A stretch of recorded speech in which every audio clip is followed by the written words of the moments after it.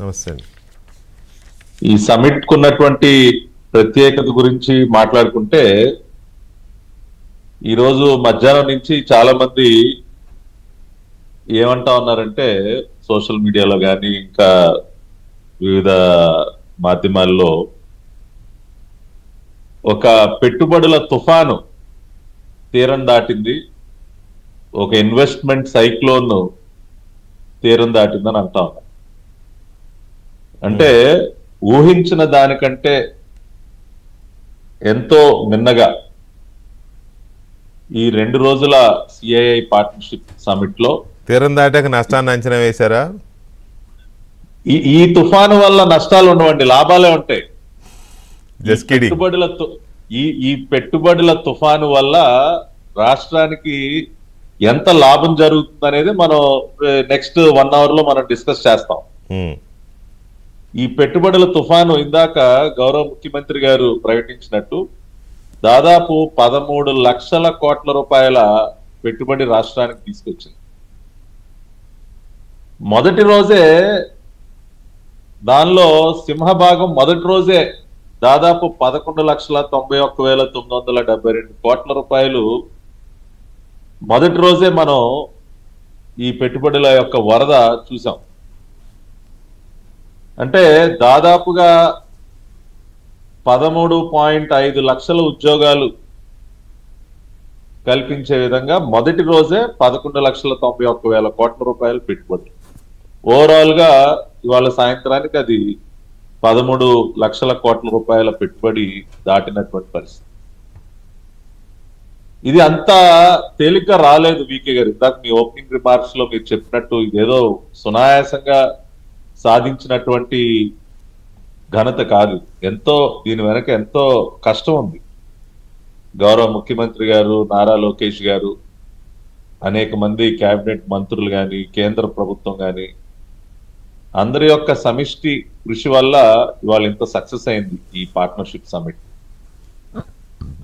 ముఖ్యమంత్రి గారే స్వయంగా మిడిల్ ఈస్ట్ వెళ్ళి అక్కడ వారు అనేక మందిని కలిసినటువంటి సందర్భం.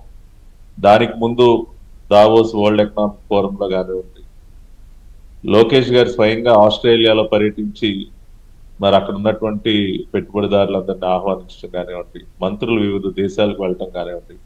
It's a joint team effort and also tremendous support from the central government.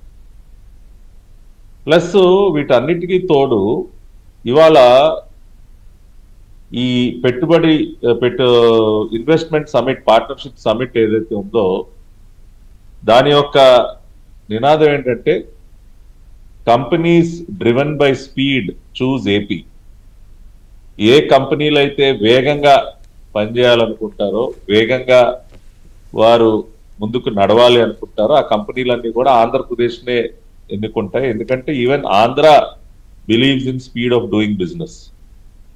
So ఆ విధంగా ఇక్కడ క్రియేట్ చేసినటువంటి ఇన్వెస్ట్మెంట్ ఫ్రెండ్లీ అట్మాస్ఫియర్ ఏదైతే ఉందో ఇవాళ అనేక మంది ఇవాళ ఇన్వెస్టర్స్ ని మన రాష్ట్రానికి ఆకర్షించి దాదాపు 72 దేశాల నుంచి 522 మంది డెలిగేట్స్ ఈ సిఐఐ పార్ట్నర్షిప్ సమిట్ లో పాల్గొన్నారు. Delegates from 72 countries. ఇది it is not a small thing. అంతమంది వాళ్ళ రాష్ట్రానికి క్యూ కడతా ఉన్నారంటే ఇక్కడ నడుస్తున్నటువంటి డబుల్ ఇంజిన్ సర్కార్, ఒక పక్కన ప్రధానమంత్రి మోడీ గారు, రెండో పక్కన చంద్రబాబు నాయుడు గారు క్రియేట్ చేసినటువంటి ఇన్వెస్టర్ ఫ్రెండ్లీ అట్మాస్ఫియర్.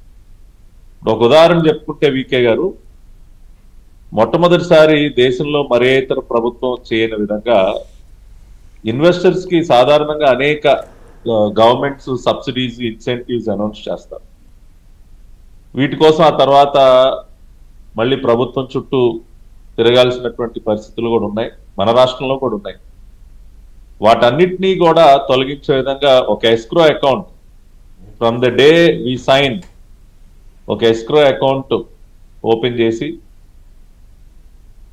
అదేవిధంగా sovereign guarantee by the state government ఇచ్చి, ఒక ప్రత్యేక అధికారిని నియమించి ఆ డబ్బంతా కూడా ఏదైతే సబ్సిడీల రూపంలో, ఇన్సెంటివ్స్ రూపంలో కమిట్ అయినటువంటి అమౌంట్ అంతా కూడా ఆ ఇన్వెస్టర్స్ చేరే విధంగా చంద్రబాబు నాయుడు గారు నిన్న ఆ ప్రకటన చేస్తున్నప్పుడు పీయూష్ గోయల్ గారు your surprised. Escrow account subsidies కి ఇన్సెంటివ్స్ కి ఒక ఎస్క్రో అకౌంట్ ఓపెన్ చేస్తుంది ఈ ప్రభుత్వం అని ఆయన చాలా ఆశ్చర్యపోయి చూస్తా ఉన్నారు పీయూష్ గోయల్ గారు.